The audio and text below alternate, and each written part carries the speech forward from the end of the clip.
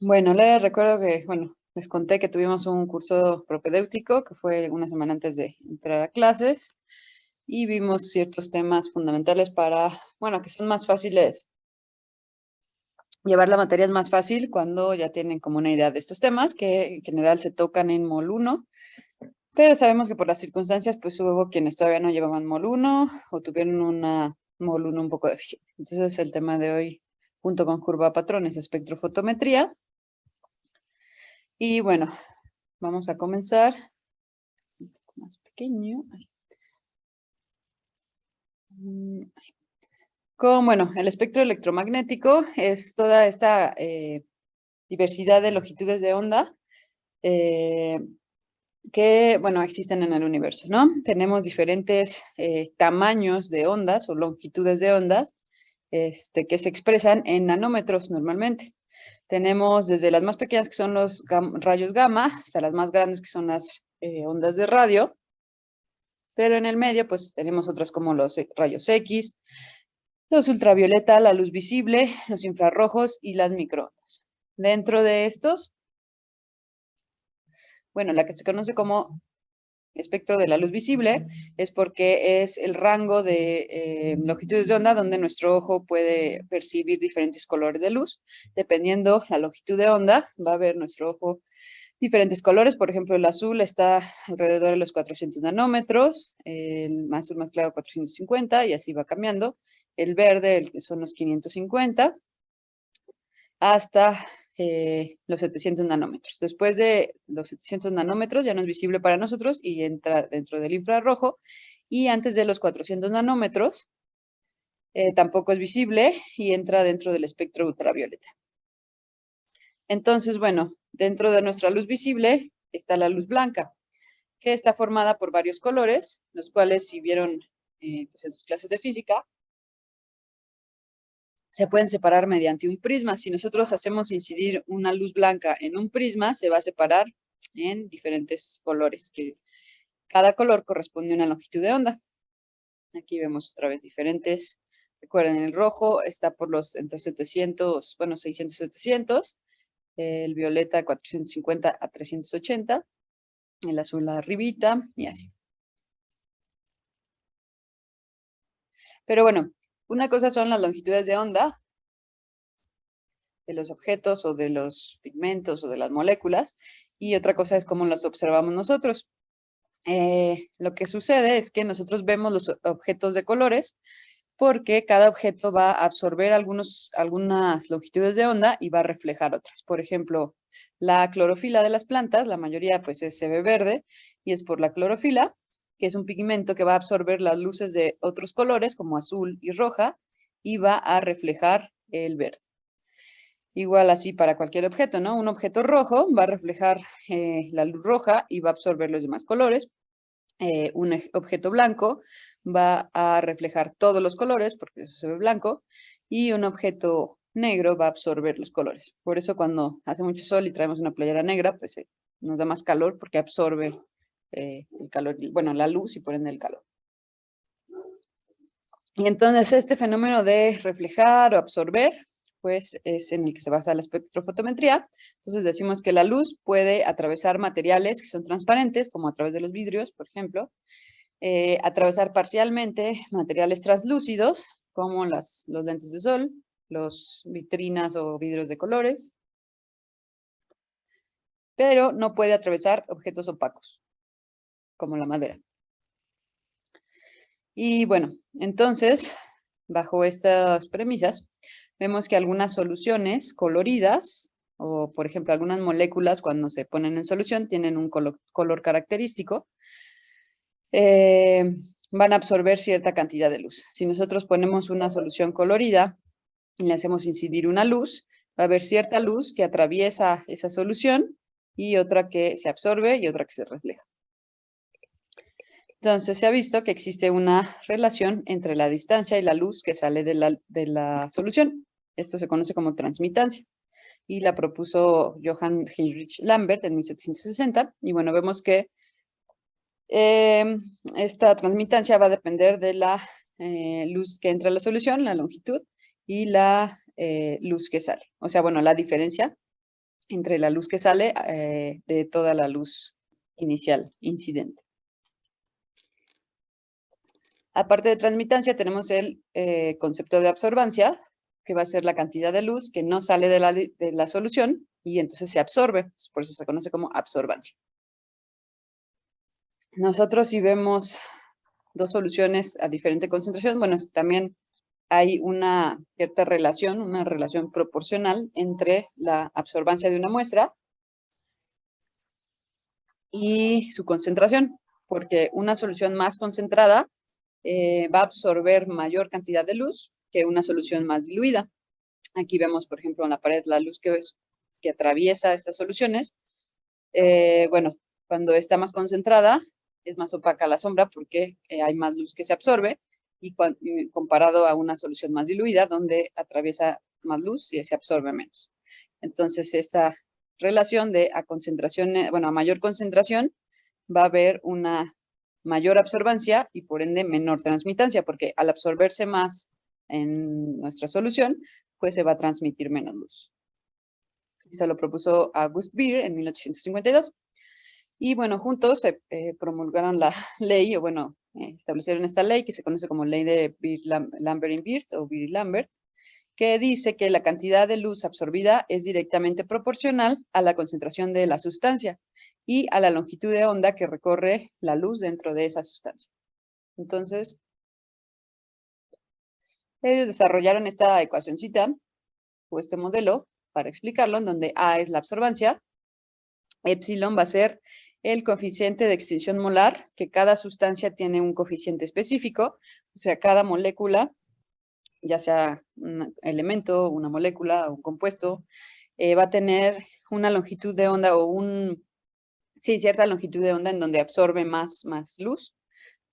Luego la C es la concentración y la L es la longitud que cruza la luz a través de la solución. Si tenemos una celdita, estas son las celdas que se usan en el espectrofotómetro para medir la absorbancia, pues va a tener cierta longitud, normalmente es de 1 centímetro cuadrado, bueno, 1 centímetro, perdón. Y bueno, entonces si nosotros hacemos una gráfica de la concentración de una solución contra su absorbancia, bueno, de una serie de diluciones de una molécula a diferentes concentraciones y medimos su absorbancia, vamos a ver que existe esta relación que se conoce como relación lineal o proporcional, que a mayor concentración va a haber una mayor absorbancia. Aquí, por ejemplo, tenemos un vaso con diferentes absorbancias. Bueno, 3 vasos con diferentes absorbancias. Aquí absorbancia 1, absorbancia 3 y absorbancia 5. A menor absorbancia va a haber mayor paso de luz. A menor absorbancia, o sea, va a haber, se absorbe menos y entonces pasa más. Y cuando hay mayor absorbancia, impide el paso de la luz, entonces va a haber menos transmitancia. Y bueno, nosotros en el laboratorio, ¿cómo determinamos esta característica, que es la absorbancia? Pues utilizando un aparato que se conoce como espectrofotómetro.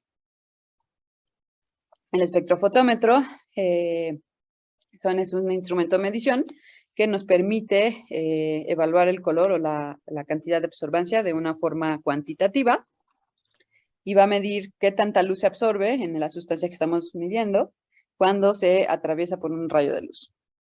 Esto permite o nos sirve a nosotros para determinar la concentración de un soluto o de un compuesto en una muestra. Ahora, los espectrofotómetros hay de diversos modelos con diversas opciones, diferentes rangos de longitud de onda. Algunos leen desde UV hasta la luz visible, otros solo la luz visible, etcétera.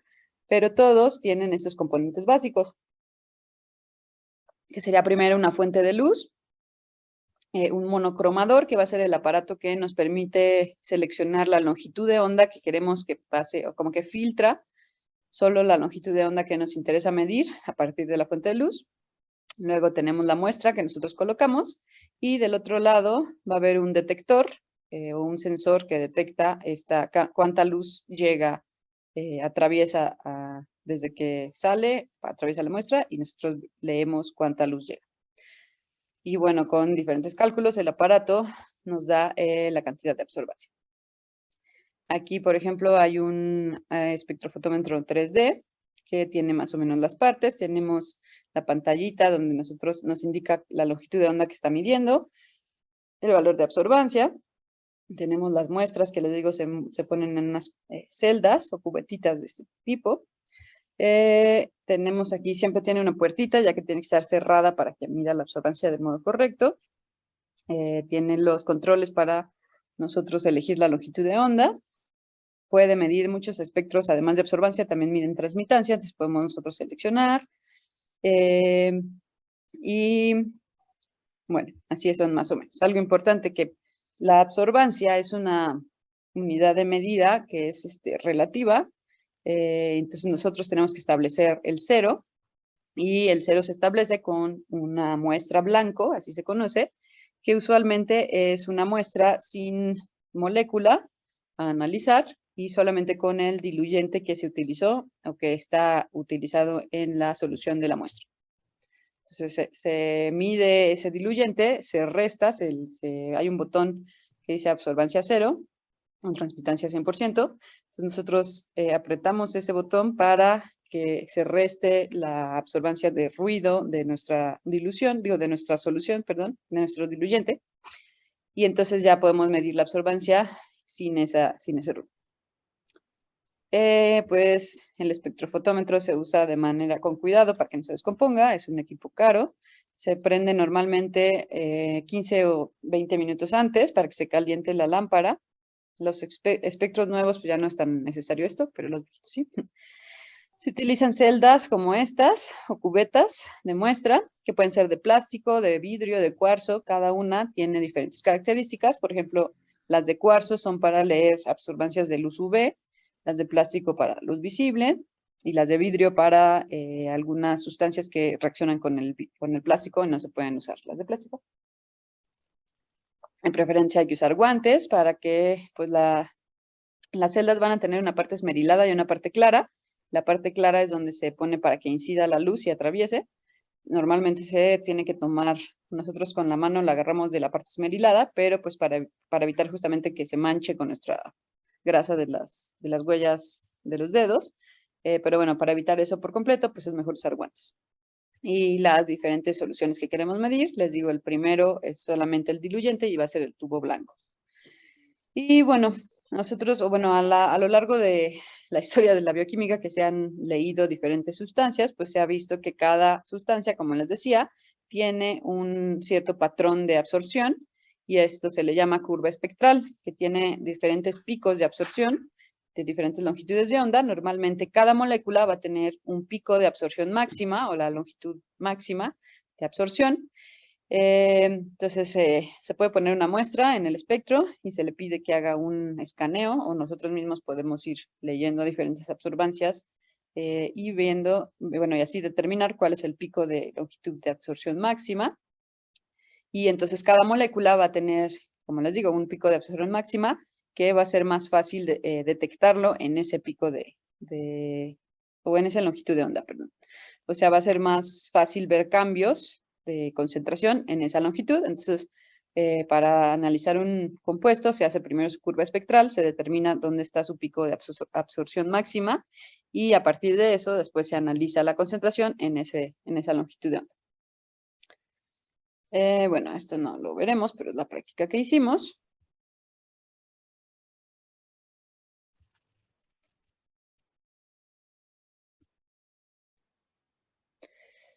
Entonces, ya visto lo de espectrofotometría, pues vamos a ver, ahora sí, el tema de hoy, que es curva estándar y regresión lineal.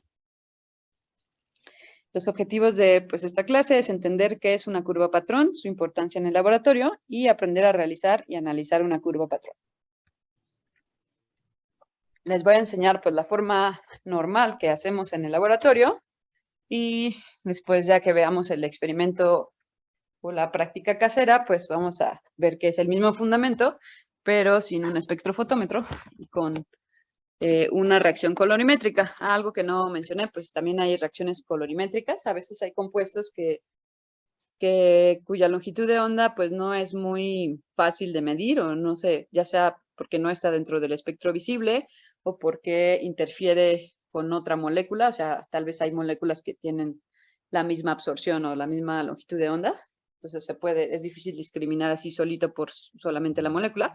Entonces lo que se hace es que se acoplan reacciones colorimétricas, que es una reacción química que cuando está la molécula que queremos medir en contacto con otro reactivo, va a formar una solución que cambia de color, y justamente ese cambio de color nosotros lo podemos asociar a la cantidad o concentración de la molécula que queremos analizar. Bueno, entonces una curva patrón va a ser una gráfica de referencia que usamos para determinar la cantidad de una sustancia presente en una muestra desconocida. Esta curva va a consistir en una serie de cantidades conocidas de la sustancia a cuantificar. Y bueno, como trabajamos mucho con disoluciones, pues va a ser un banco de diluciones seriadas con un factor de dilución fijo. Va a ser de menor a mayor concentración. Y así recuerdan sus diluciones seriadas que hicimos en la práctica de disoluciones, pues algo similar, pero cada dilución va a tener una cantidad conocida de la molécula que queremos determinar. Entonces, en paralelo construimos nuestra curva patrón de cantidades de la muestra, bueno, de la molécula conocidas, y también vamos a tener una serie de muestras problema con concentración desconocida, que justamente al compararlas nosotros con la curva patrón podemos estimar y extrapolar, calcular así su concentración. Entonces, en una gráfica usualmente se grafica en el eje de las X la cantidad de concentración y en el eje de las Y la absorbancia o la señal que estamos midiendo. Y bueno, la curva patrón va a tener este tipo de comportamiento. Concentraciones, les recuerdo, a mayor concentración, mayor absorbancia. Y bueno, nuestras muestras problema van a quedar en lugares cercanos. Bueno, lo correcto es que queden en lugares cercanos a nuestra curva patrón. Y así entonces nosotros podemos extrapolar. Pues si esta tiene, no sé, 0.5 miligramos por mililitro o miligramos de, no sé, proteína, entonces esta va a tener un poquito más, 0.7, o así podemos, o sea, no se hace tan a ojo así. Ahorita les voy a enseñar cómo se analiza, pero así podemos nosotros saber qué concentración tienen nuestras muestras. Entonces, bueno, ¿para qué sirve entonces una curva patrón en el laboratorio? Pues justamente tiene dos aplicaciones principales. La primera es para usarla como referencia para interpolar valores de nuevas determinaciones. Si nosotros tenemos una muestra desconocida, pues podemos con esto asignarle o estimar una concentración de esa muestra. Y por otro lado, también nos va a servir para conocer la confiabilidad de nuestras mediciones. Cuando hacemos pues estas diluciones seriadas, tienen que guardar esa razón o esa relación una entre otra. Entonces, al medirlo, nosotros podemos ver si hicimos bien las diluciones o si hay error. Y pues así podemos asegurar que nuestros datos, bueno, saber qué tan confiables son nuestros datos. Entonces, en resumen, bueno, las curvas patrón sirven para cuantificar diferentes biomoléculas. Hay diferentes protocolos de diferentes curvas para estimar, por ejemplo, la concentración de ácidos nucleicos o de proteínas o de lípidos o de carbohidratos. Independientemente de qué molécula queremos nosotros cuantificar, el principio de la curva estándar es el mismo, es justamente esa referencia de cantidades conocidas que nos sirve para extrapolar la concentración de muestras desconocidas. Y bueno, los principios teóricos para esta curva estándar, pues sería por un lado los métodos de análisis químicos, como el de espectrofotometría que les mostré, la ley de Beer-Lambert, en donde pues cada molécula va a tener cierta longitud de onda o absorción, cierto espectro de absorción a diferentes longitudes de onda. Por ejemplo, aquí tenemos el ADN, que tiene un pico de absorción como en los 260 nanómetros. Las proteínas con el ensayo que veremos a continuación, que se llama método de Bradford, que tiene una absorción a los 595 nanómetros. Este es, creo que, NADH, un metabolito intermediario, que tiene pico de absorción a los 340 nanómetros, y los lípidos, que están como entre los 500 y 600, por ahí. Y bueno, entonces también se utiliza la colorimetría, que es lo que les comentaba, que cuando la molécula solita no tiene un pico de absorción claro o una longitud de onda que absorbe, que sea específica de esa molécula, cuando hay más o cuando está lejos del espectro visible, por ejemplo, se utilizan estas reacciones que generan algún cambio de color y a partir de ese cambio de color nosotros podemos estimar, porque es proporcional también, a mayor color o a menor color va a ser proporcional a la concentración. Entonces, primero se analizan químicamente las muestras, se obtienen ciertos datos y después se analizan esos datos. Ahora, lo usual, como veremos a continuación, pues es graficar los datos en un eje de 2 coordenadas y vamos a ver diferentes tendencias. Según la tendencia, pues existen diferentes métodos de análisis. Por ejemplo, si nos sale algo como así, como el que vimos en la ley de Beer-Lambert, que es a mayor concentración, mayor absorbancia, mayor concentración, se dice que es una relación lineal, entonces podemos hacer regresión lineal para estimar las muestras desconocidas. Si tenemos otros tipos de comportamientos en la curva, se le llama curva, aunque en la regresión lineal sea una recta, pero bueno, si tenemos curvas de este tipo, pues será una regresión potencial que se ajusta más, y si tenemos una de este tipo, es una regresión exponencial. Ahora, ¿qué significa esto? Bueno, ahorita lo retomamos, nada más les recuerdo, pues, entonces la espectrofotometría pues, se basa en la ley de Beer-Lambert, que dice que la absorbancia va a ser proporcional al número de moléculas absorbentes por las que pasa la luz. Entonces, a mayor concentración se obtendrán mayores valores de absorbancia y viceversa. Entonces, esta es una relación lineal y se define por la ecuación que mencioné antes, absorbancia igual a el coeficiente de extinción molar por la concentración por la longitud del paso de luz a través de la celda.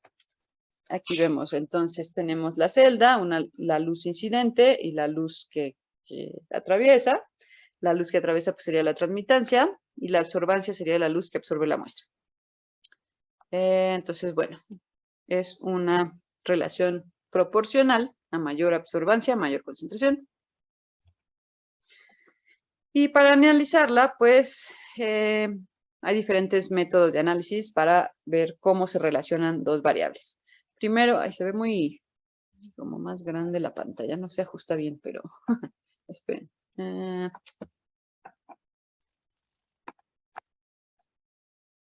¿Cómo le hago? Bueno, aquí. Es que se hizo más grande esto, no sé por qué. No se movió. Listo. Ok. Recordemos que pues la experimentación nos permite comprender la naturaleza de un fenómeno. Nosotros hacemos experimentos y así podemos entender el fundamento de algún fenómeno. Y para ello, pues, tenemos que primero identificar las variables características de nuestro sistema o de lo que estamos estudiando. ¿Cuáles son estas? Pues van a ser las variables que son las características de interés y, bueno, se conocen como variables porque cambian durante el tiempo o varían. Y, bueno, tenemos que identificar cuáles son las variables cuyo cambio puede ser observado de modo cualitativo o cuantitativamente. Y bueno, una vez entre más variables, pues es más difícil explicar un fenómeno. Entonces, una manera fácil es empezar por dos variables. Cuando un fenómeno se puede describir por dos variables, se dice que una va a ser la variable independiente y otra la dependiente. Entonces, dentro de la independiente, pues va a ser la controlada. Nosotros vamos a asignarle los valores determinados. En este caso, nuestra curva estándar, pues sería la masa que ponemos en cada punto de nuestra curva. Nosotros sabemos qué masa está colocado en cada punto. Y la variable dependiente o variable respuesta va a ser aquella que va a resultar afectada por los valores que asignamos a la variable independiente. Entonces, la dependiente depende de la independiente. Un cambio en la variable independiente, por lo tanto, va a generar un cambio en la variable dependiente. Y en este caso, para nuestra curva estándar, pues la variable dependiente sería la absorbancia. Ahora, en la práctica que haremos experimental casera, nuestra variable dependiente sería el cambio rosado de la solución de indicadora de pH. Una vez que determinamos, bueno, ya tenemos dos variables, pues hay que conocer cuál es la relación que existe entre estas dos variables. ¿Y cómo se hace eso? Pues una manera sencilla, se puede, como les dije, se grafica en un sistema de ejes coordenados, en donde los valores de la variable independiente va a ir en el eje de las X, y los valores de la variable dependiente va a ir en el eje de las Y. Y entonces bueno, nosotros graficamos nuestros datos y vamos a obtener una curva o cierto tendencia en nuestra gráfica que nos va a hablar de la relación que existe entre las variables. Por ejemplo, si nosotros graficamos y nos sale así en todo el eje de coordenadas, pues, como que los puntos al azar, pues no se observa en realidad ninguna tendencia, ninguna relación, no es claro. Entonces, pues ahí, no sé, hay que replantear el modelo y el experimento. Pero si nosotros graficamos nuestros datos y nos sale una tendencia similar a esta, que como les digo, a mayor X o mayor Y mayor X, pues se dice que es una tendencia lineal. Si tenemos otro tipo de comportamiento como esta, sería exponencial, y así a partir de la curva de nuestros datos, podemos tener una idea de cómo es la relación entre las variables. Y bueno, algo importante es que toda curva que obtenemos a partir de datos experimentales se conoce como relación empírica.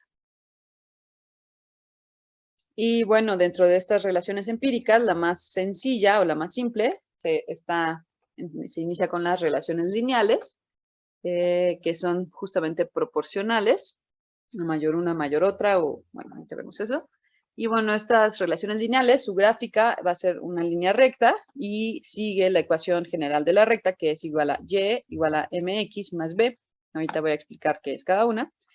Y bueno, entonces en este caso, cuando tenemos una relación lineal, las dos variables se van a relacionar proporcionalmente, ya sea de manera positiva, como acá. Positivo es cuando a mayor y mayor x, o cuando sea negativa, que puede ser inverso, a mayor y menor x, o al revés. Y bueno, más allá de esa tendencia, pues la ecuación de la recta nos da este parámetro que es la pendiente, o la m, que va a ser la constante de proporcionalidad entre x y y. Es como la constante que conecta la relación que hay entre x y y. La b, pues va a ser la ordenada al origen en y0, donde corta en y0. Creo que eso viene más adelante. Pero bueno, ¿cómo podemos nosotros encontrar la mejor curva de nuestros datos? Porque bueno, si tenemos si tenemos datos que son inexactos, recuerden, cada medición es una aproximación a alguna característica de una variable, pero bueno, entre más mediciones, pues nos podemos acercar mejor o de manera más precisa. Pero a veces tenemos pocos datos e inexactos, entonces, aunque nosotros grafiquemos nuestros datos, pues puede haber muchas curvas posibles que atraviesen todos esos datos. Entonces, ¿cómo podemos nosotros encontrar cuál es la mejor curva que atraviesa a través de nuestros datos?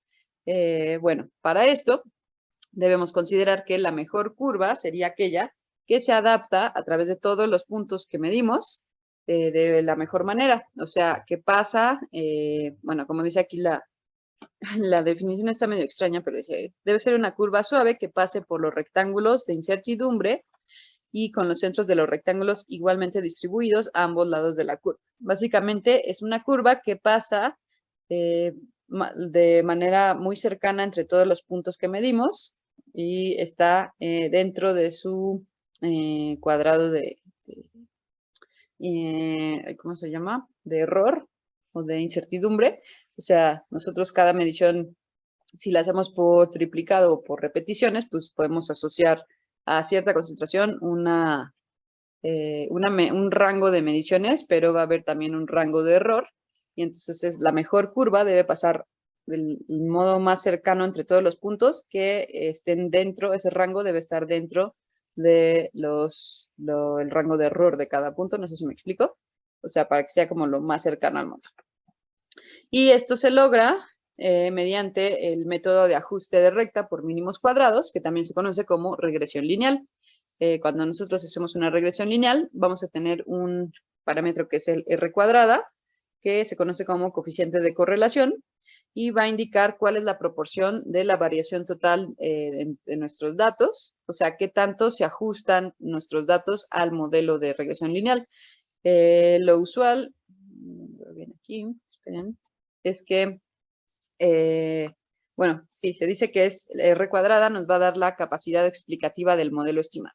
Una R cuadrada adecuada es lo más cercana a 1, o sea, el máximo de la R cuadrada sería 1, en donde hay una correlación perfecta entre los datos. Y bueno, entre más baja, pues es que hay menos correlación, pero para poder aceptar un modelo o decir que nuestros datos se ajustan al modelo lineal, pues debe estar máximo entre 0.9. También aquí, si nosotros hicimos mal las mediciones y no hay mucho error entre muestra y muestra, pues va a verse directamente en la R cuadrada, va a haber una R cuadrada menor. Si nosotros hacemos bien las diluciones y medimos adecuadamente, la R cuadrada debe estar cercana al 1. Les digo, a partir de 0.9 ya es adecuada. Entre más cercano al 1.99, pues ya sería una muy buena R cuadrada, pero 0.90 sigue estando adecuada. Pero más abajo de eso, pues significa que o medimos mal o algo estuvo mal hecho en el protocolo, hay que repetirlo, o bien que la relación entre nuestras variables no es lineal y hay que ver qué modelo se ajusta mejor. Entonces, bueno, la ecuación de la recta es igual a y igual a mx más b. Si nosotros tenemos nuestros datos y nuestros puntos de la curva patrón y trazamos una línea recta que atraviese todo, esta es pues una recta ideal. Vamos a ver que, bueno, como les dije, y es una variable dependiente, entonces y es una función de x. Y pues su ecuación es igual a y mx igual a más b, donde m va a ser la pendiente y b la ordenada al origen o el punto de corte en el eje y, o sea, donde es 0, coma b, la ordenada al origen. Esta sería b. Y tenemos acá nuestra recta. Y bueno, la pendiente, hay diferentes formas de calcular la pendiente, desde maneras gráficas, usando trigonometría, que es con el cateto opuesto, y ya saben, que sería como está aquí expresado, en donde pues nosotros tomamos dos puntos, el primero sería x1, y1, y el segundo x2, y2, y pues nosotros ya hacemos por trigonometría el triángulo de, bueno, el teorema de Pitágoras, el cateto opuesto, por el cateto adyacente. Bueno, tenemos que la pendiente, perdón, primero, sería una línea tangente, y entonces para calcular la tangente se usa justamente esa fórmula de cateto opuesto entre cateto adyacente. Sería el opuesto, sería x2 a y2, bueno, aquí como está aquí, perdón. y2 menos, sería acá, no sé, y2 menos y1, sería el cateto opuesto, entre el cateto adyacente, que sería x2 menos x1. Y así obtenemos de manera gráfica la regresión, pero pues no es tan exacta. Bueno, la manera más exacta es del modo analítico, utilizando la siguiente fórmula. Se ve un poco larga, pero no es tan difícil. Aquí tenemos que la pendiente va a ser igual a la sumatoria de los números i que van desde 1 hasta n. N va a ser el número de muestras o número de puntos de nuestra curva. Bueno, entonces la pendiente va a ser la sumatoria de estos números de el producto, o sea, la multiplicación de los residuos de x y los residuos de y. Ahora, ¿qué es el residuo de x y qué es el residuo de y? Va a ser la diferencia que hay entre cada x, cada x1, x2, bueno, el número de muestras que tengamos, va a tener su x respectiva y su y respectiva. Entonces, el residuo va a ser la diferencia entre ese x menos el promedio de todas las x. Y también el residuo de y va a ser esa diferencia entre cada y menos su promedio general. Entonces, bueno, se multiplican estos residuos, se suman todos los para cada muestra y se van a dividir entre la sumatoria del residuo de x, que es lo mismo, el x cada x menos la diferencia entre el x y su promedio, al cuadrado. Entonces, bueno, una vez que se obtiene esto, vamos a tener un numerito y se puede despejar la b o la ordenada al origen, que sería igual a el promedio de las y menos la m que obtuvimos acá, multiplicado por el promedio de las x. Y así ya tenemos nuestros parámetros. Esa es la manera manual, que bueno, después lo voy a retomar para el análisis de datos.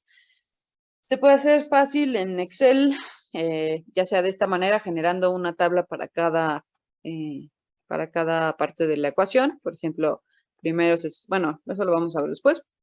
Se parte en pequeños pedazos y luego nada más se multiplica y se divide en 3, básicamente.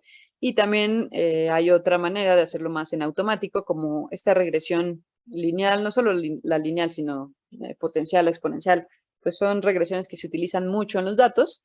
Ya también hay maneras de hacerlas más automatizadas, hay comandos que nos hacen esas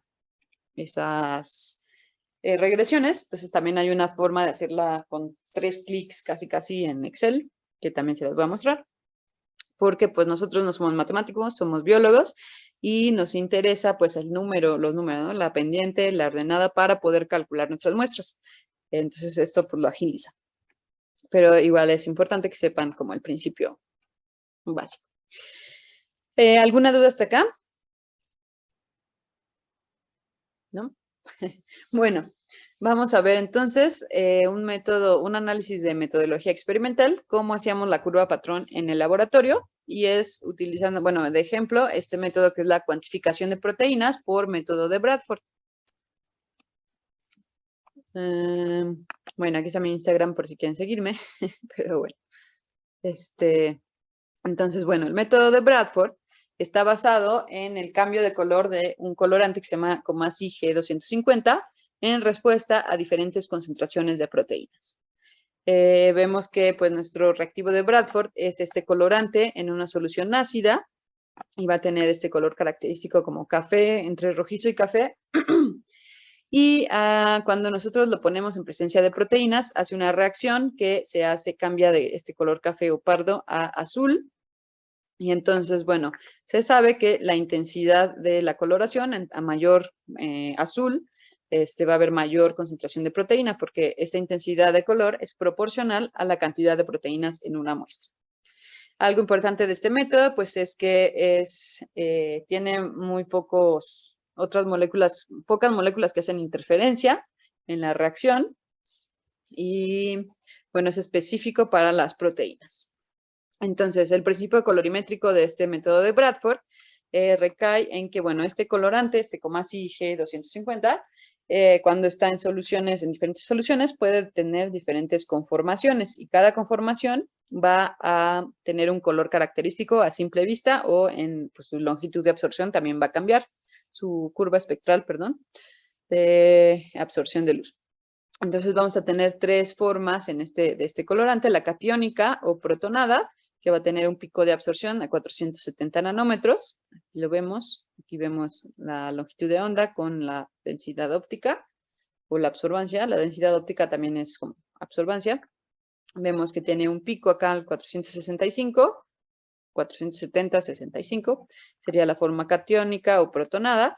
Tenemos una forma neutra, que sería 650, que nos ve en la gráfica, y una forma aniónica o desprotonada, que tiene una longitud de absorción máxima a los 595 nanómetros. Y sucede que, pues, este colorante, cuando está en nuestra solución de Bradford con una solución ácida, va a encontrarse en la forma protonada o catiónica. Cuando nosotros, o sea, como decía acá abajo, condiciones ácidas va a predominar la protonada.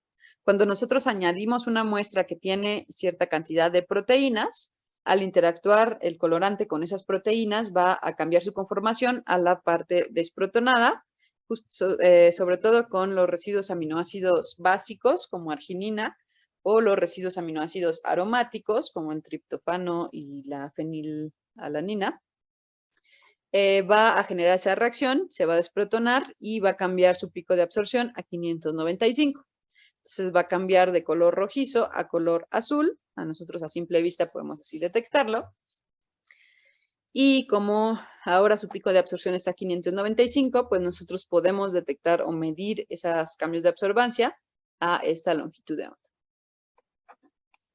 Y bueno, algo importante para tomar en cuenta en este tipo de métodos, sobre todo en espectrofotometría, es que existe, o sea, sí hay esta proporcionalidad entre absorbancia y concentración, pero pues también hay un intervalo de linealidad, solo hay un intervalo o un rango de cantidades o sí, un rango numérico donde se mantiene esta linealidad, nuestra proporcionalidad.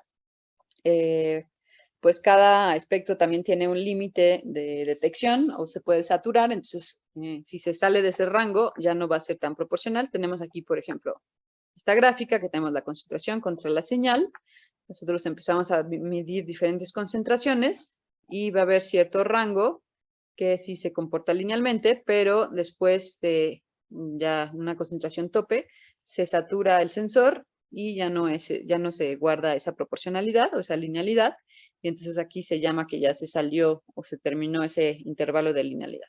Entonces, bueno, es importante cuando nosotros vamos a medir, cuidar que los datos que obtenemos se encuentren en el rango válido de linealidad. Cada espectrofotómetro o cada protocolo tiene cierto rango válido. Usualmente va de 0.05, que sería como la mínima absorbancia o el límite detectable, como está aquí. Abajo de ese límite detectable, pues puede que sea solo ruido y no la molécula que queremos, o sea, solo interferencias de señales. Entonces, se parte de ese límite detectable y hasta 0.5, que sería el límite de linealidad. Bueno, el 0.5 en realidad en los espectros está un poquito más abajo. Sí, yo he medido hasta 1.5 de absorbancia y todavía se mantiene el rango de lineal, pero ya después de 2 o 3, pues ya no, nos encontraremos por acá y ya no es proporcional, entonces las extrapolaciones que hagamos fuera del rango, pues ya no son válidas. Van a tener mayor margen de error. Entonces, para estimar de modo adecuado las muestras problemas, que no sabemos su concentración, debemos, por un lado, pues mantener que sus valores estén dentro de este intervalo de linealidad y, por otro lado, también que esos valores estén cercanos o se parezcan a los valores que obtenemos con nuestra curva patrón. La curva patrón, pues también debe estar dentro del intervalo lineal. Si nosotros hacemos nuestra curva y nos sale muy bien, y luego medimos nuestras curvas problema y nos salen o muy bajitas o muy altas, o que se salen ya de la linealidad, pues se tiene que repetir el experimento. Y bueno, en el caso de que sean muy bajitas, pues debemos empezar otra vez porque debemos hacer un extracto más concentrado, igual y ponerle menos diluyente y más molécula para que pues esté más concentrado, ya que también hay métodos de concentrar una muestra, pero es más difícil, por evaporación, etcétera, pero bueno, lo adecuado, lo más fácil sería repetirlo. Pero si se salen en rango pero más arriba, que están muy concentradas, pues fácilmente se pueden, ¿cómo se baja la concentración de una solución? Lo vimos la clase pasada. ¿Alguien puede comentarlo?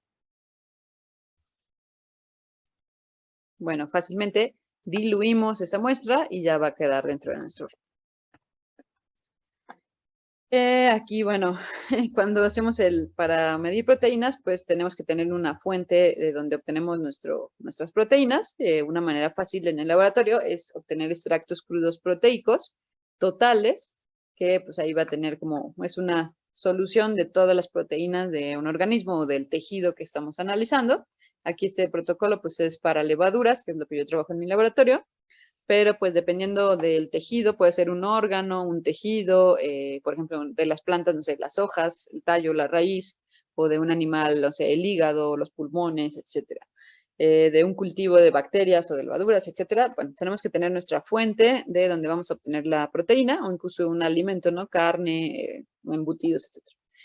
Después de ese cultivo, bueno, cuando aquí pues son células en suspensión, lo primero que hacemos es centrifugar para separar el sobrenadante de las células. Si nosotros tenemos el órgano entero, pues ya no hace falta esa parte. Después de eso se suspende en un buffer de lisis, que es muy importante. Cada tipo de proteínas, dependiendo de la que queramos aislar, pues va a tener ciertas características. Por ejemplo, si queremos aislar una enzima, no queremos que pierda su actividad enzimática.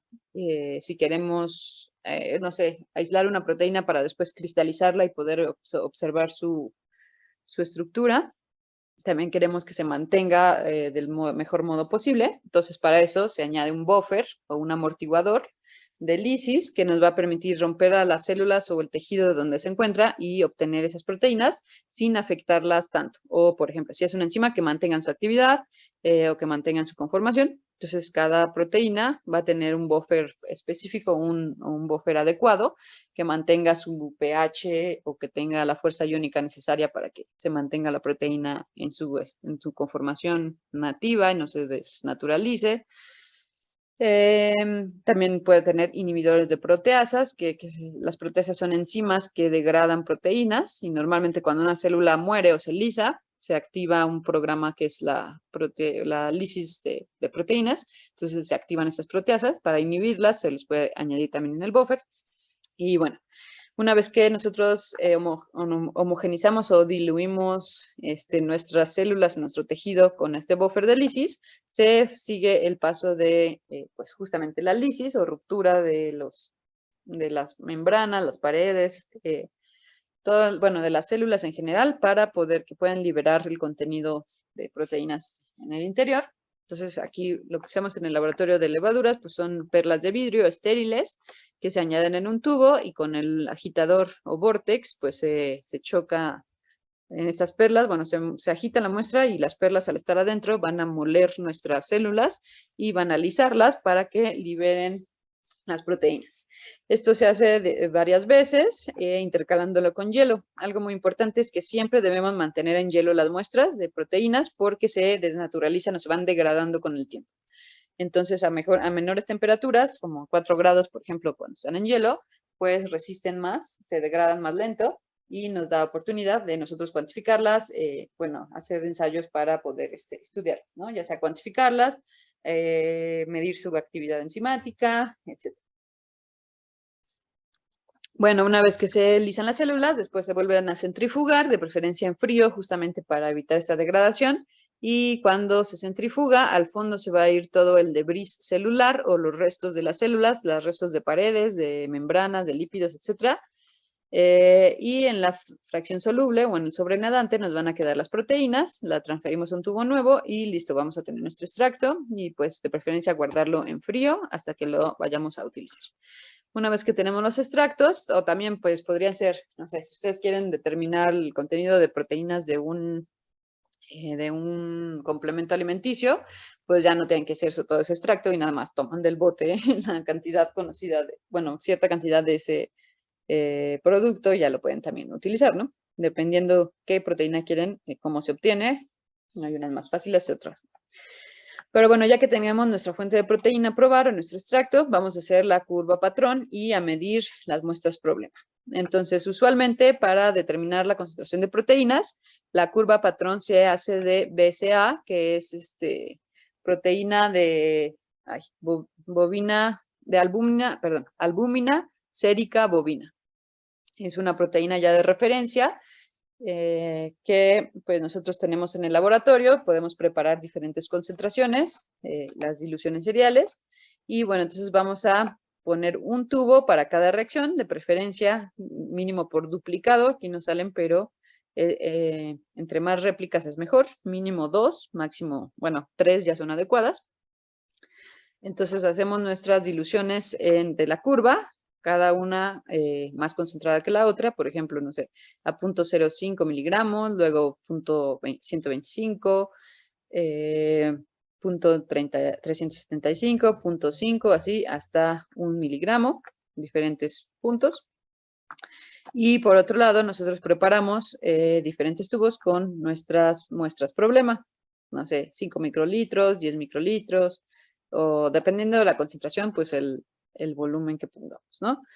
Después de que añadimos eso, nuestras soluciones a probar, se le va a poner 1 mililitro del reactivo de Bradford. En la curva patrón, algo importante, siempre se empieza con el punto 0, que sería igual al punto blanco, en donde solamente hay reactivo de Bradford, sin proteínas, por eso se ve este cafecito, porque ese es el que nos va a servir, por un lado, para hacer blanco en nuestro espectro y que reste la absorbancia del reactivo, y por otro para empezar nuestra curva en 0, porque pues estamos asumiendo que a mayor concentración, mayor absorbancia, entonces si no hay concentración, si hay 0 analito, pues va a haber 0 absorbancia, o debe estar cercana a 0, ¿no? Entonces, bueno, se agrega ese reactivo de Bradford, se deja incubar mínimo 5 minutos, máximo puede durar estable hasta 2 horas. Igual, usualmente no se tarda uno tanto en medir, depende, a menos que tenga muchísimas muestras, pero bueno, dentro de 1 hora ya está bien. Y bueno, se añade eso, se revuelve y se hace lo mismo, se le añade también el reactivo de Bradford a las muestras problema y se miden en el espectro a 595 nanómetros y pues se van anotando las absorbancias. Algo importante, este reactivo de Bradford tiene metanol y tiene algunos compuestos que pues no se deben tirar a la tarja, entonces se desecha en una tarja de desechos específicos para el reactivo de Bradford. Digo, eso no lo van a usar ustedes, pero igual es importante saberlo. Y bueno, ¿cómo se analizan ya los datos una vez que obtenemos nuestras diferentes observancias? Aquí hay una foto de cómo se ve una curva patrón de Bradford. A menor concentración, pues está más clarito. A mayor concentración es azul. Ya cuando uno es experto, pues puede ver de la muestra problema, por ejemplo, si le añade, no sé, 10 microlitros y se pone demasiado azul, puede sospechar que se está saliendo del intervalo y de una vez hacer la dilución para hacerlo más pequeño, o bien ponerle la mitad de esa cantidad y así más o menos ir viendo que esté dentro del rango o que se parezca a alguno de la curva, entonces para saber que nuestros datos van a estar bien. Una vez que tengamos nuestros datos, los graficamos y tendremos una gráfica como esta. Si ven, a veces hay errores y no sale la gráfica lineal perfecta, como se ve aquí. Y bueno, nosotros podemos obtener nuestra ecuación de la recta y así podemos despejar, bueno, ahorita explico eso. Y también podemos obtener la R cuadrada, que sería el coeficiente de correlación. Aquí está .99, pues está muy bueno, entonces sí, se ajustan los datos al modelo y son correctos. Y bueno, entonces, para la regresión lineal, pues tenemos que hacer en estos sencillos pasos, sería acomodar los datos en la tabla de manera ordenada y clara, donde se vean las magnitudes en cada punto, o sea, la longitud de onda y la concentración en las curvas patrón, y pues qué unidades de medición utilizamos. De preferencia hay que seguir un orden creciente, o sea, de la curva del punto 0 al 1, así, creciente. Después, si nosotros tenemos diferentes réplicas o diferentes mediciones de cada absorbancia para cada punto, pues se saca el promedio de esas mediciones. Si no, pues nada más se toma promedio, digo, la absorbancia Y en cada, Y1, Y2, Y3. Entonces hacemos nuestra tablita. Y recuerdan esta fórmula, pues la vamos a separar en partes, cada una hacer, pues, una ecuación, digo, las operaciones de cada una y luego ya las juntamos. Entonces, primero empezamos por el promedio de X, que sería, pues, sumamos todas las X que tengamos, el N número de X, en este caso son 8, se suman y se dividen entre ese N, que sería entre 8. Luego el promedio de Y, sumamos todas las Y's y la dividimos entre el número de puntos, entre 8 en este caso, y ya vamos a tener nuestros promedios. Después vamos a sacar las diferencias, la diferencia de X y la diferencia de Y, que les recuerdo es cada X menos el promedio, y también para Y. Entonces, ¿cómo se saca? Pues restando a cada X, nosotros vamos a tener de nuestra tabla original, pues tenemos la X1, X2, hasta el XN. Y vamos a tomar la X1, le vamos a restar el promedio que estimamos aquí, X2, le restamos el promedio, etcétera, todas. Luego también con Y, cada Y le restamos su promedio y así vamos a tener su diferencia. Después, pues haremos el producto de esas diferencias, o sea, las multiplicamos. Tomamos, pues, esta parte de acá, la multiplicamos con esta y así para cada X. Y después también tenemos que sacar el cuadrado de la diferencia de X, que sería, tomamos esta diferencia y la elevamos al cuadrado. Aquí lo pueden hacer, como les digo, en Excel, en tablitas, y van jalando las celdas. No sé si ya saben utilizar las funciones de Excel, si no, pues les puedo explicar después directo en Excel con nuestros datos. Bueno, y una vez que tengamos cada uno de estos, pues nada más hacemos la sumatoria. Yo no lo veo en la pantalla, hago chiquito. Ajá. Después sacamos la sumatoria, toda la suma de todas estas, de estas multiplicaciones, la suma de todos los cuadrados, y ya nada más sustituimos. Arriba sería este número entre el de acá. Y así vamos a tener la M. Después despejamos la B, que sería pues el promedio de Y menos la M obtenida acá, por el promedio de X. ¿Se entendió? Espero no haberlos hecho bolas. Y bueno, una vez que tengamos nuestra ecuación de la recta, aquí pues no podemos nosotros estimar la R cuadrada. Ahí hay otra fórmula para hacerlo, pero pues ya no les quiero meter más cosas matemáticas.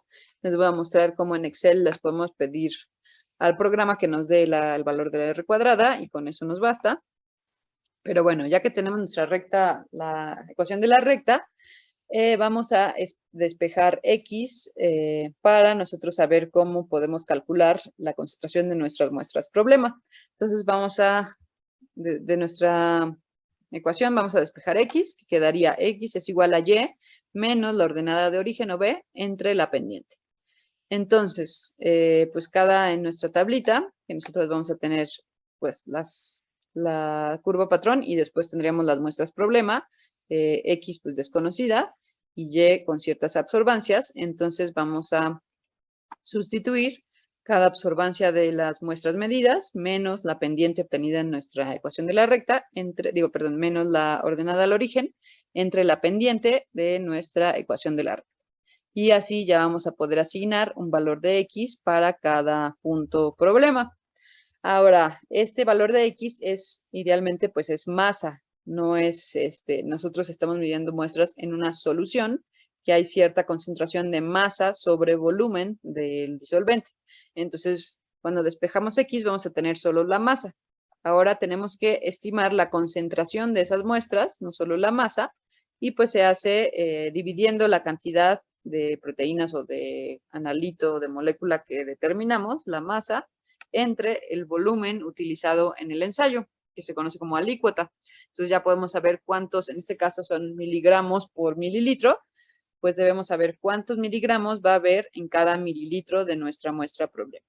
¿Esto cómo se hace? Pues sí, como nosotros pusimos, no sé, 5 mililitros o 5 microlitros, perdón, tenemos, no sé, X microgramos entre 5 microlitros y ya vamos a tener esa concentración de microgramo por microlitro o miligramo por mililitro, dependiendo pues qué tan concentrada esté o cómo queramos expresar las unidades, pues tenemos que elegir.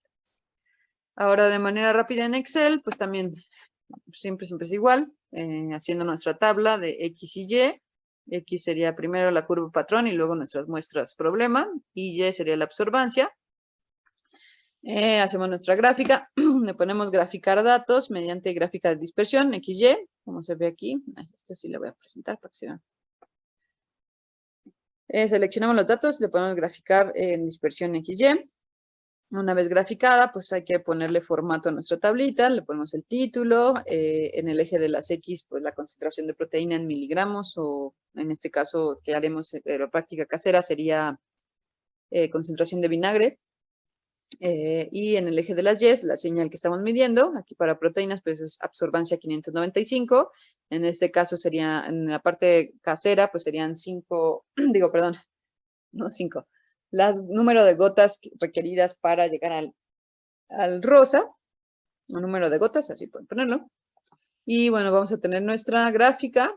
Ahora vamos a hacer clic en los datos, clic derecho sobre la gráfica y nos va a salir este menú de acá abajo. Entonces vamos a seleccionar agregar línea de tendencia y aquí tenemos diferentes tendencias según cómo nos observemos. Si tenemos esta que es lineal, pues seleccionamos línea de tendencia lineal. Y acá más abajo nos da diferentes opciones. Presentar la ecuación del gráfico es la que nosotros queremos para poder obtener las extrapolaciones. Y presentar, el valor R cuadrado para saber la confiabilidad de nuestras muestras. Y también qué tanto se ajusta, ¿no? Si la R cuadrado, repito, está menor a 0.9, es que no se ajustan bien los datos y hay que quizás considerar otro modelo o repetir los datos. Si sabemos que sí debe ser ese modelo y así es porque lo hicimos mal y hay que repetir. Si no sabemos exactamente qué es ese modelo, pues también se pueden probar aquí diferentes tendencias y ver cuál tiene una R cuadrada más cercana a 1. Bueno, ¿alguna duda hasta acá? Cuando nosotros hagamos eso y le demos Enter, pues nos va a salir justamente acá, en la gráfica de Excel, por un lado la ecuación de la recta, que esta sería la pendiente, y esta es la ordenada al origen, y después nos va a salir también la R cuadrada, y ahí podemos ver. Eso sería todo hasta acá. ¿Alguna duda?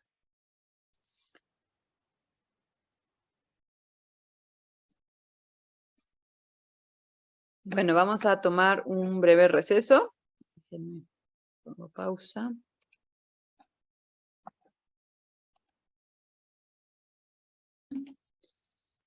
Y bueno, ya estamos de regreso. Voy a compartir toda la pantalla, más fácil. Acá en el Classroom nos vamos a la parte de curva estándar. Aquí es donde dice espectrofotómetro. Me cierro lo demás. Y vamos a, bueno, aquí este es un espectrofotómetro virtual, muy sencillo, pero pues básicamente tiene todo lo que hace un espectro normal. Vamos a ir a la pestañita de absorbancia y concentración, a la actividad 2, que es el fundamento de un ensayo de cuantificación de proteínas, como el que vimos con el Bradford y las soluciones de proteínas. Y bueno, aquí tenemos el espectro. Este ejercicio lo pueden presentar y servirá como participación, pero es opcional.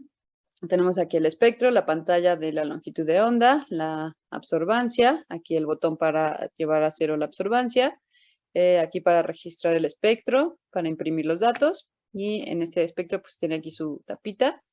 Se abre la tapita y con estas flechitas se colocan las cubetas, pueden seleccionar cada cubeta, se mete, bueno, se enciende, se mete la cubeta, se cierra y ajustamos la longitud de onda, que en este caso va a ser, perdón, 595.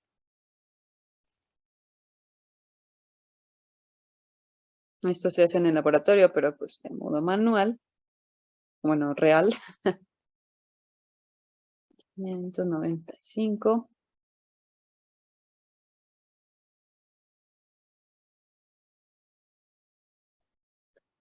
Sacamos la curvita. Y vamos a, pues, emular una curva patrón.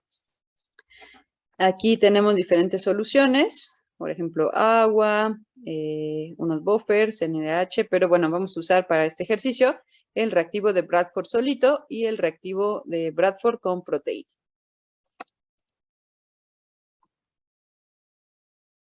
Sí, Nadia, ¿para hablar o para irte y regresar? Bueno, recuerden que estamos grabando la sesión para que nos dé tiempo. Ah, para abrir el programa. Ok. Bueno, mientras voy explicando. Vamos a medir diferencias, perfecto, de absorbancia. Entonces, primero vamos a destapar el reactivo de Bradford. Aquí vienen las instrucciones. Pero bueno, es lo que yo voy a hacer. Lo tomamos con la pipeta y está seleccionada la primera cubeta, que sería la 1. Vamos a vaciar el reactivo. Ahora, el volumen de estas cubetas es de 3 mililitros. Entonces necesitamos hacerlo 3 veces, tomar 3 veces. Si le ponemos más de 3 mililitros se derrama y dice que tenemos que limpiar. Entonces vamos a tener 3, la primera cubeta. Luego, la segunda cubeta vamos a ponerle igual reactivo de Bradford. 2 mililitros nada más. Y 1 de proteína.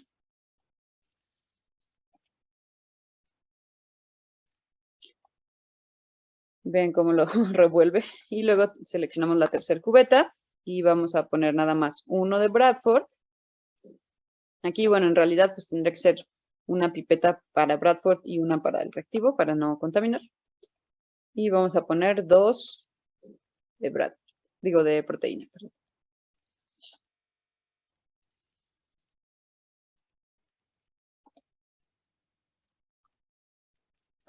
Entonces acá, volumen de proteína, en el primero va a tener 0, en el segundo 2, no, perdón, 1, en el tercero 2. Y de reactivo, aquí va a tener 3, aquí va a tener 2, aquí va a tener 1. El volumen total debe ser de 3 mililitros. Y ya que tenemos esto, vamos a seleccionar la primera cubeta que tiene puro reactivo de Bradford. La ponemos con esta flechita en el espectro. Cerramos la puertita. Y bueno, ya habíamos seleccionado 595. Le vamos a dar, como este es el blanco, que es solamente el reactivo de Bradford, le damos a absorbancia 0. y vamos a imprimir nuestro primer dato. Abrimos, sacamos la cubeta y así con las otras. Seleccionamos la 2, lo metemos al espectro,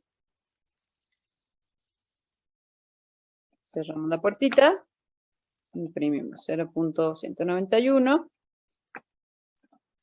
la que sigue, seleccionamos la 3,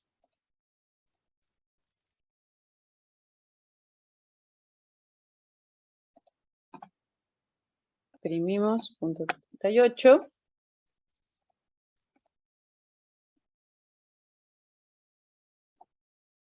y vamos a hacer una cuarta.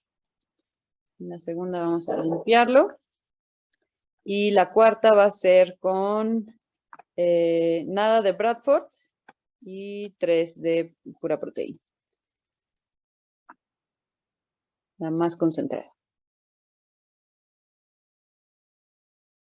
Entre más puntos tenga una curva patrón, pues es mejor. Pero pues también hay un equilibrio entre número de puntos y cantidad de reactivos que tenemos. En general, con 4 puntos, a partir de 4 puntos ya es suficiente. Pues si tenemos más 5, 6, 7, 8 es más precisa. Pero aquí vamos a partir con 4. Metemos la 2. Cerramos la puertita e imprimimos. Y pues ya vamos a tener diferentes valores de absorbancia. Acá más abajo dice, ¿no? A continuación introduce, bueno, lo que hicimos y vamos a poner las absorbancias. 0.191, 0.384 y la cuarta sería 571. Ahora, para poder analizar los datos, debemos saber que esta solución de proteínas está en una concentración de 800 miligramos por litro. Entonces, nosotros tenemos que calcular en 3 mililitros, pues bueno, a partir de los mililitros que pusimos en cada una, qué concentración tendría, ¿no? Y así nosotros correlacionarlo con una absorbancia.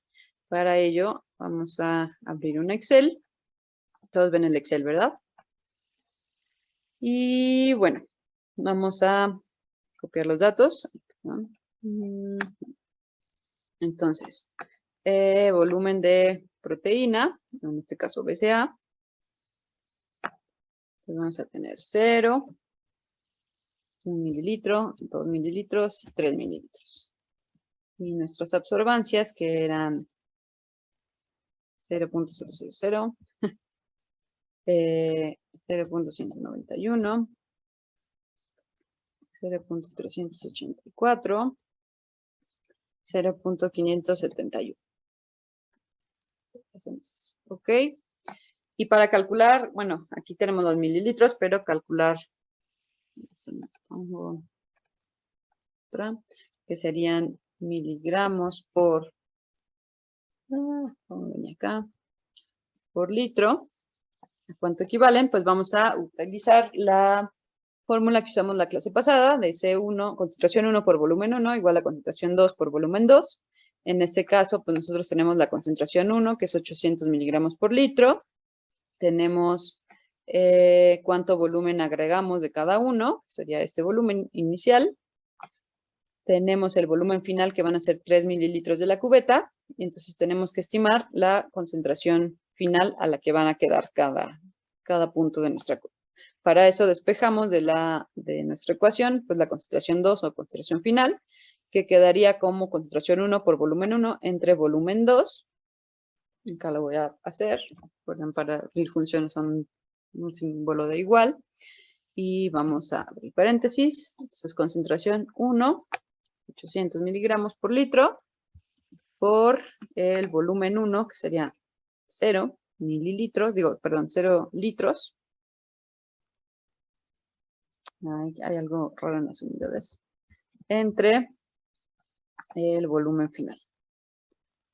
Bueno, vamos a tomarlo como mililitros. Aquí en realidad serían 800 microgramos por mililitro. Es equivalente. Entonces, en la primera, pues vamos a tener que tener 0. Hacemos lo mismo para las otras. sería concentración 1 por volumen 1 entre el volumen final. Luego para la otra sería concentración 1 por volumen 1, bueno, volumen inicial que serían 2 entre volumen final. Aquí me faltó dividirlo entre 2, 3. Igual para el último, sería concentración 1 por volumen inicial, que es de la tercera, digo, la cuarta cubeta, son 3 mililitros, entre el volumen final, ya están 800.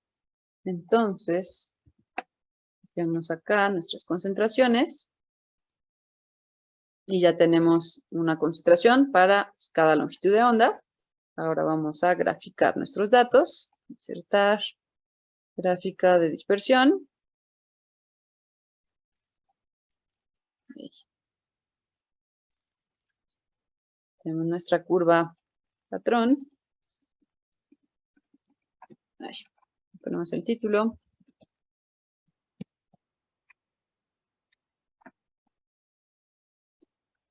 Ponemos ahí. Títulos de los ejes. Acá sería absorbancia. 595. Y aquí, pues es una concentración miligramos por litro o bien microgramos por mililitro. Y bueno, entonces, como les digo, para hacer la regresión en 3 clics, vamos a seleccionar nuestros datos, damos clic derecho, agregar línea de tendencia, y vemos la línea de tendencia lineal se ajusta perfectamente. Acá más abajo ponemos presentar la ecuación y presentar el valor R cuadrado. Bueno, como esta es una simulación ideal, pues el R cuadrado se ajusta perfectamente, es de 1. Y tenemos aquí nuestra ecuación de la recta. O sea, si nosotros tuviéramos acá diferentes absorbancias sin saber la concentración, pues podemos despejar con nuestra ecuación, que sería, sería la pendiente, 0.0007. Entonces nada más se despeja X, sería igual a Y, menos la ordenada al origen, la B, entre la pendiente. Entonces, ahí ya sabemos, vamos a seguir en el ejercicio. Bueno, aquí ya tenemos que...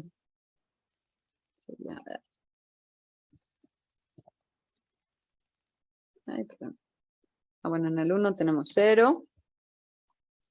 0. Acá sería esta. Y absorbancia 0.91. Y acá. Y absorbancia 348. Entonces ya al final para calcular la concentración,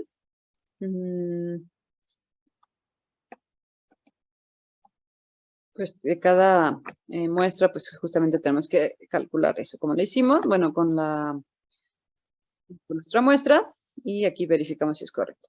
Entonces eso se los dejo a ustedes de ejercicio opcional. ¿Alguna duda hasta aquí?